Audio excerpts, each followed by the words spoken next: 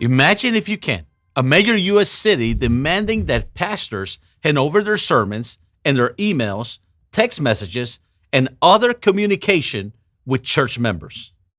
I don't have to imagine this. I experienced it. My name is Pastor Hernan Castano.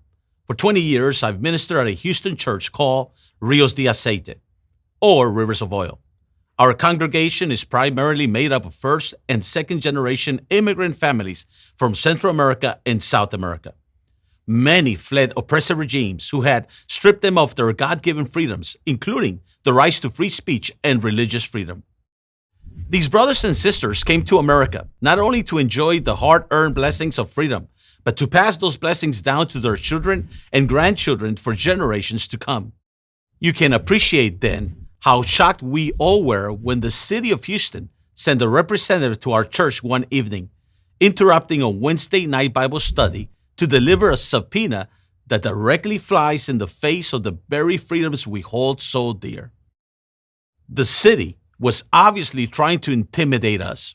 The subpoena demanded that we turn over our sermons and private communications so officials could scour them to see if we ever opposed or criticized the city. And to maximize the message of intimidation, officials served the subpoena when church members were gathered for Bible study. To many of our church members, the sword of intimidation wasn't anything new. So many of us had seen similar tactics used against us in the countries we left to come to the U.S.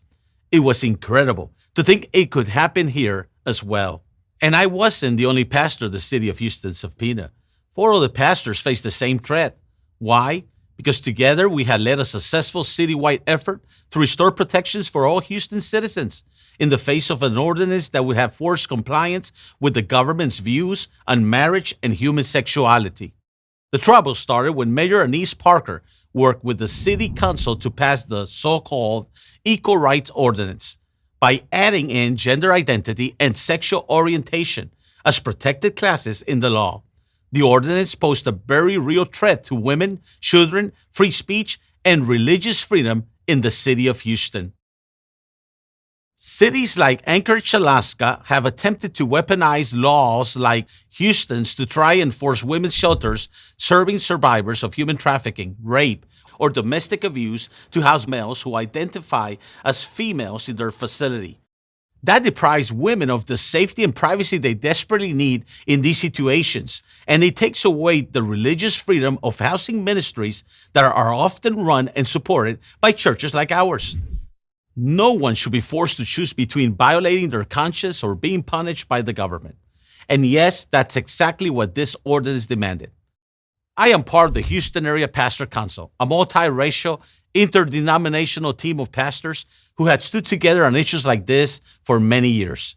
We learned that, according to Houston City Charter, it would take about 17,000 signatures to get City Hall to either repeal the ordinance or let voters decide. Within 30 days, we had over 50,000 signatures, more than 3 times what we needed. The city's team of lawyers fought tooth and nail to keep from recognizing those signatures as valid. But when they saw they were in a losing battle, they switched to pure intimidation tactics through subpoenas.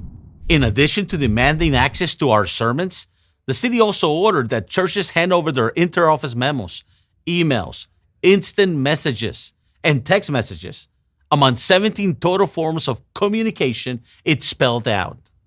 We resisted this abuse of power, and thankfully, we were not alone. The response was overwhelming. Churches from all over the country made their voices heard. To fight the legal challenges involved, we turned to Alliance Defending Freedom. Their attorneys helped us stand our ground against the subpoena's clearly unconstitutional demands. And in time, the Texas Supreme Court ruled that we had more than enough signatures to put the ordinance to a vote. Finally, the people of Houston had a chance to vote on the ordinance, to decide whether to give away our freedom and that of our children in favor of a radical new orthodoxy. At the end of the day, over 60% of voters rejected the ordinance, agreeing with us that freedom, especially the freedom to disagree about important matters, it's worth defending. These are times for us to stand. not to sit idly by and watch while the values and freedoms that make this nation great are taken away. It takes courage, determination, and love for our neighbors to stand when others are shrinking in fear. But standing, it's more than a thought. It's more than a desire. Standing means taking action.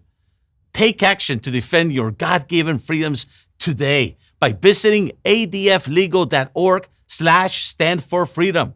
You can also subscribe to this channel on YouTube and follow Alliance Defending Freedom on Facebook to learn more.